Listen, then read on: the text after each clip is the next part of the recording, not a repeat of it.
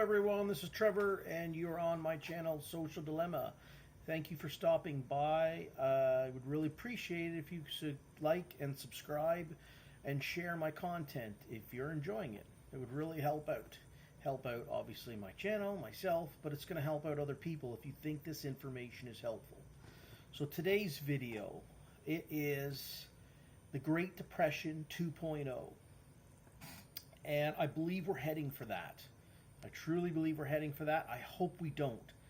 We're definitely going to hit a recession.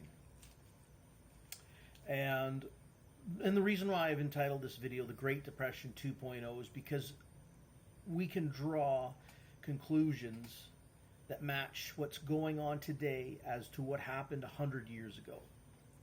100 years ago, they've just over 100 years ago, they got out of World War I. They had their Spanish flu, and the world was in bad economic shape. So they print money. They print money like it's going out of style. The Roaring Twenties. The Roaring Twenties happened because they're printing money. People had money to buy things. And then obviously you had your 1929 stock market crash. The Great Depression comes in the 1930s. And people couldn't afford to buy, pay for their house, their food, cars, clothes. It was a depressionary time because they had gone beyond recession. They had gone beyond inflation, stagnation, recession. It just flatlined into a depression. And governments around the world are like, how do we get out of this? Well, let's start World War II. Okay, and you damn well know the banks financed communists, Nazis, the UK, the British government, the Canadian, American governments, all the banks were financing all of them. So the reason why, I think we can draw parallels from that time era to today. We just came through a pandemic, and we didn't have a world war, but we have had war, especially Canada, United States, European countries. Basically from 2003, we're in Iraq, in the Middle East, and just spending money like a drunken sailor. And look at the pandemic. What did governments around the world do? They ordered people to stop living. They shut the economy down. And in the process of doing all that, the mask wearing, the social distancing, the hand sanitizer, and get the jabs and stuff. They destroyed small and medium businesses, completely obliterated them. So now it's going to be ramped up. Basically, the Great Depression. We're talking about a 20-year period up until World War II. Basically, that's finally they just said we're going to have a world war, and that will, I guess, turn the economy around. Great, we'll just kill millions more people. It just blows my mind away. So here we are, 2022, and we are in an inflationary time. And it doesn't take a rocket scientist to figure that out. Look at the gas prices. Wherever you're living, gas prices are absolutely twice what they should be. Food prices are absolutely ridiculous. Now, you can get some things are on sale and stuff, and I really recommend, trying to get as much long-term food storage as you can right now. Because we are definitely in an inflationary time. We're going to have stagflation where people will just be paying for the house they live in, whether it's mortgage or rent. If you have a car or a payment, you're just going to be paying that. You're going to be paying the monthly bills. You're going to be putting food in the house. But we're going to hit stagflation because people aren't going to be going out to the Walmarts and the wherever you live, wherever the big stores are where you live in, and if there's any smaller stores left, dollar stores and other Walmart type businesses they're going to be like, hey, how come people aren't, they're just coming in and buying the essentials. They're not, nobody's coming in and buying cups that say like world's #1 dad on it. That stuff that's not gonna fly off the shelves anymore. We're gonna hit stagflation. So stores will be going out of business unless you have, they start expanding their food aisles. There's no way they're gonna survive. So we're gonna hit a recession. And if things are not looking like, I can remember going through the early 90s, Black Friday in 1989, the early 90s. I remember living through those days. I remember 2008, but it was tight, but it was like, okay, we'll come out of this. But this seems a whole lot different because of what governments have done around the world for 2 years by shutting down businesses, telling people, 2 weeks to flatten the curve, stay home. Well, that turned into a nightmare of, businesses just couldn't survive. And I think that goes against the freedom. And my take on that was too many people valued their safety over freedom. And when you do that, you deserve neither. Okay, let me say that again to all you people that followed the guidelines and capitulated to governments and said, okay, we'll put the mask on, we'll shut our business down, we won't have commit economic suicide. Okay, we'll do that. We'll shut everything down. I mean, you chose safety over freedom, and you deserve neither, as far as I'm concerned. So, but that's happened, and now we have to deal with it. 2 years of governments printing money like that. The printing machines in Canada, the United States, UK, wherever, they just been going brrr. They've been printing so much money. There's too much money out circulating, okay? There's just too much money. You can't have that. We need the printing machines that print money to shut down for a couple weeks. Okay, you've got to lower that. Okay, if you don't believe me, go and watch some inflationary videos made by Milton Friedman. Okay, not my favorite economist. He's in the Chicago School of Economy, but he does do great videos on breaking down things like money and the economy. And his inflationary video is great. I'm just going to show you something here. My favorite economist wrote a book, and I highly recommend this so that you can learn what's going to happen. And it's called America's Great Depression by Murray Rothbard. Okay? America's Great Depression by Murray Rothbard. I highly recommend people read this book because we're going to have a worldwide Great Depression 2.0. And I don't know how we're going to stop it. We have to, our energy policies by government are just killing everyone. This group, you can't have windmills and solar panels to give everyone's electrical energy needs. Okay, we need nuclear. We need to power buildings, homes, and businesses. We need oil to run the vehicles.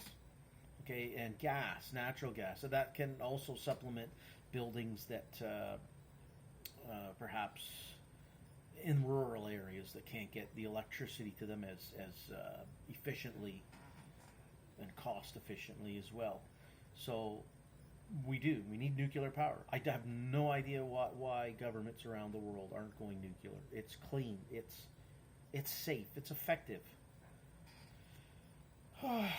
And we need gas. We need gas to, those big diesel trucks out there that the farmers' vehicles to plow the fields take diesel.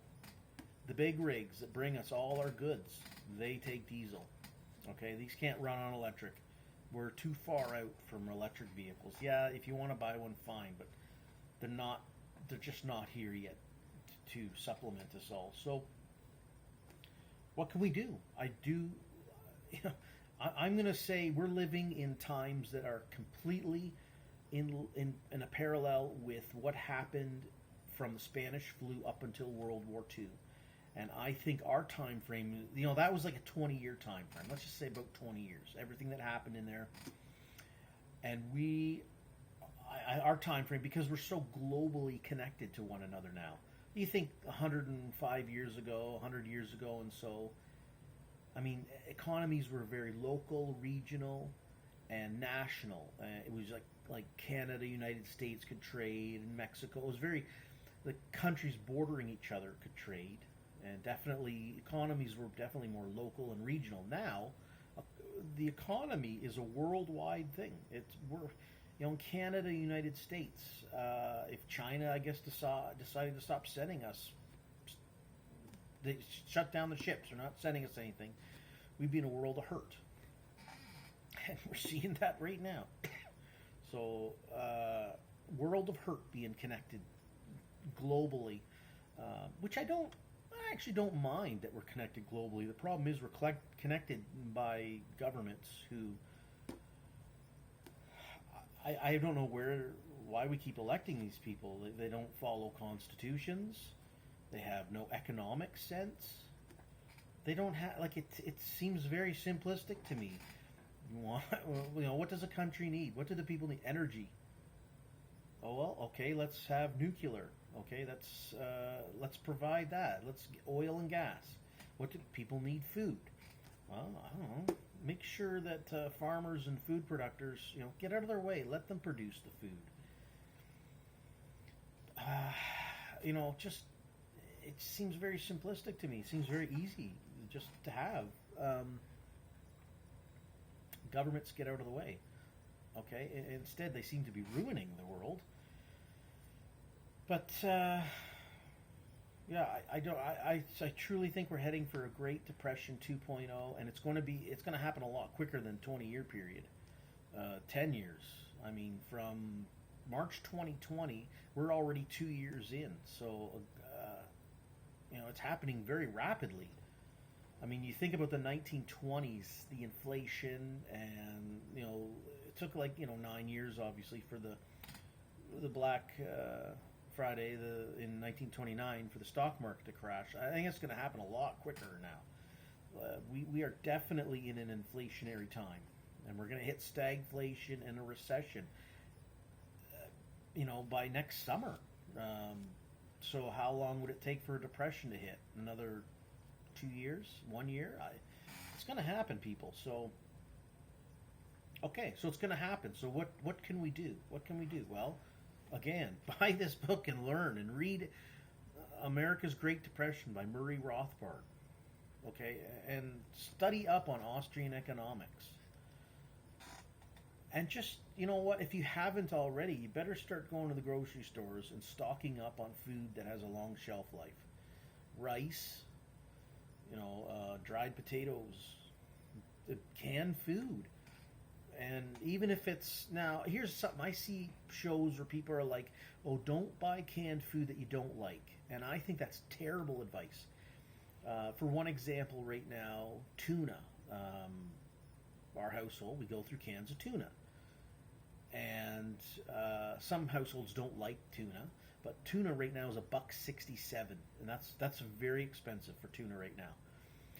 But a few weeks ago, it was on for 97 cents. So I went and bought 50 cans of tuna, and I don't even think that's enough. That's like a short-term supply right now. But if it does come back down, I did get some no-name brands of tuna. It was on for $1.17, so I bought another 48 cans of that kind, but I'd prefer the name brand, and that's what I bought 2 weeks ago. They're on for 97 cents.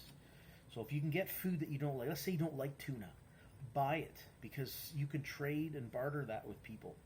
And I truly think, come Christmas time and beyond, we are going to be in a state of bartering. And I hope not. I really hope not. And it doesn't hurt to have, to buy 50 pounds of rice, 100 cans of beans. I mean, you're going to eat it. It's got a long shelf life, and eventually you'll eat it, so that's good. And buy it now, because prices are going up and up and up and up and up. So it's better to buy it now. And then, hey, maybe at Christmas time you're like, geez, I got all this rice. It's fine, because now rice is, right now it's where I live, it's $1 a pound, and I think that's fairly expensive, but. What's it going to be Christmas time? $2 a pound? So if you buy it now, you'd be ahead of the game. And yeah, buy it now, people. So I mean, what else can we do? Just buy the canned food, and definitely. Oh, to get back to the point I was just making about, I have seen people say, "Don't buy tuna if you don't like it." No, buy it, because again, you're gonna trade that with somebody. Buy cans of zoodles and alphagettis, even if you don't have kids, even if you don't like it, because guess what? There's families out there with kids that love that kind of food. So if it's on sale, buy it. If it's or reasonably priced, buy it.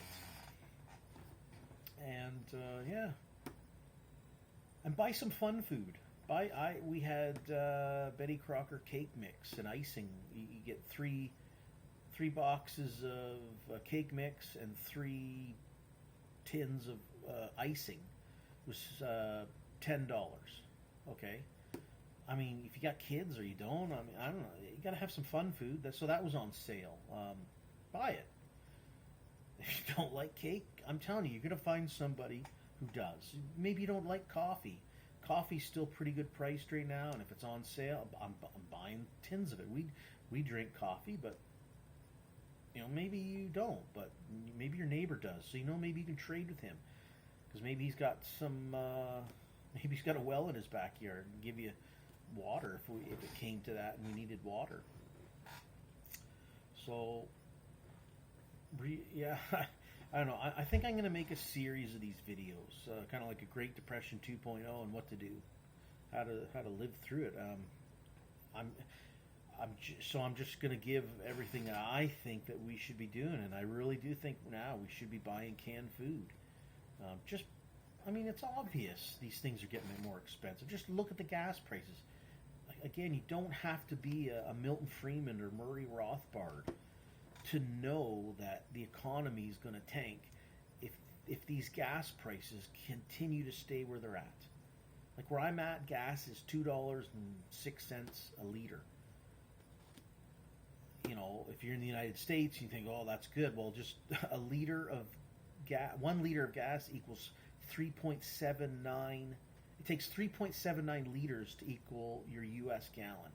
So you take $2.06 and multiply that by 379, and then do the currency exchange. We're paying a hell of a lot of money for gas here. So, and you guys in the States, everywhere, UK, everywhere, everybody's paying a lot. So it doesn't take a rocket science to figure that out. Yeah. So I hope not, people. I hope we're not. But it's looking like the parallel of what's happened 100 years ago is going to happen to us now. They had a pandemic. We just got through a pandemic.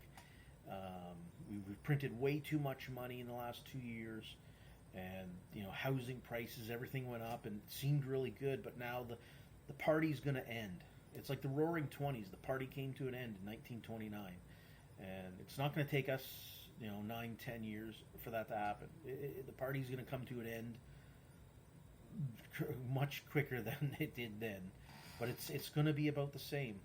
We're going to have a major stock market crash, and I'm telling you right now, if the stock market, you wake up and you look at, I check the Dow Jones every day, and if Dow Jones is under 30,000, I mean, you better go out and buy some more canned food. And if you wake up and it's all of a sudden 20,000, maybe it's dropped 10,000 points, you damn well better get out. You call in sick, do whatever you can. You better go out and get some stock up on your food and pharmacy supplies. Not just food. There's another thing too. I mean, if you're on medication or whatnot, I would recommend, if you can, stocking up on it. Don't just get your month's worth. If you can get 2, 3, 6 months worth, if it's still going to be fresh after 6 months, do it. So, yeah, we're going to head into that. We're going to head into it, and I hope it doesn't get to a depressionary time, but it will when people are like, look, I just, you're making a certain amount of money, and that money just doesn't cover your mortgage, your rent, your monthly bills, food, just like it was in the dirty 30s. So, but it won't take 20 years. It won't take that long to have it hit, because we definitely are in inflationary times, and I do see stagflation coming around. Just you go. We have a store here called Canadian Tire, and the aisles are packed with things that people just just don't like. Barbecues and patio furniture. People are like, forget it. The prices of barbecues out there are like $5,000, $6,000, $7,000, right? $500, $600. I've seen them for $1,000. Like, people just aren't going to buy that because they're noticing, hey, it's costing me several $100 a week in gas to get to work, and geez, I want that new barbecue. But maybe you go on to your Facebook Marketplace, and there's going to be a lot more of that, and that's good. That is good if we're doing that right now, but I mean, unless these gas prices drop, stores are going to hit a stagflation, and all those goods are just going to sit on the shelf. And I guess maybe if you've got money to buy some of that stuff, maybe I've heard people buying extra iPhones, hoping that a year from now, maybe they can go and sell it or something. They can trade it. So, I mean, that's kind of a useless item to me, to buy extra of like an extra a fan for your room. But maybe it becomes so expensive to run your AC that maybe just having a fan here and there. I'd like to have some extra ones, but even at that, I'm like, I think I'll just stick to we do have enough fans.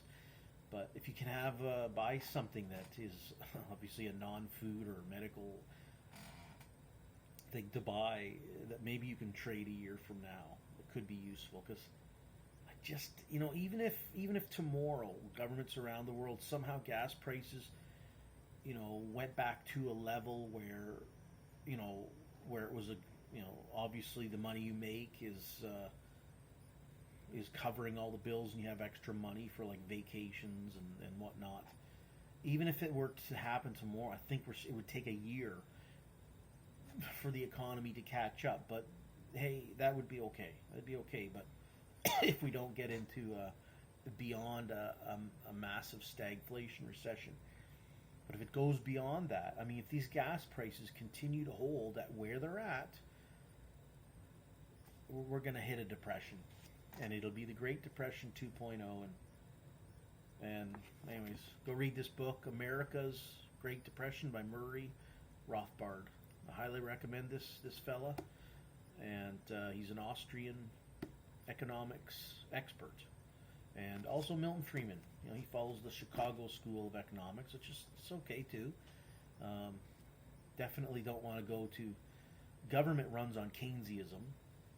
That's your broken window fallacy economics. So, anyways, people, I think I'll try to make some more idea videos like this, and on how what I'm doing to prepare for this. And I am buying as much canned food, long-term storage food as I can.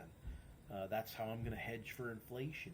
If I buy it now when I can afford it, and rather than a year from now when cans of Zoodles are $5 a can. Right now they're $1.57, which is up from $1.27 2 weeks ago, and that's up. A year ago they were 97 cents. So buy what you can now. Well, you still can, and that'll help. That'll really help. That's hedging for inflation. It's okay to have that long-term food storage. So, yeah, I think I'll make some more videos on this. It's a very interesting time that we're living in.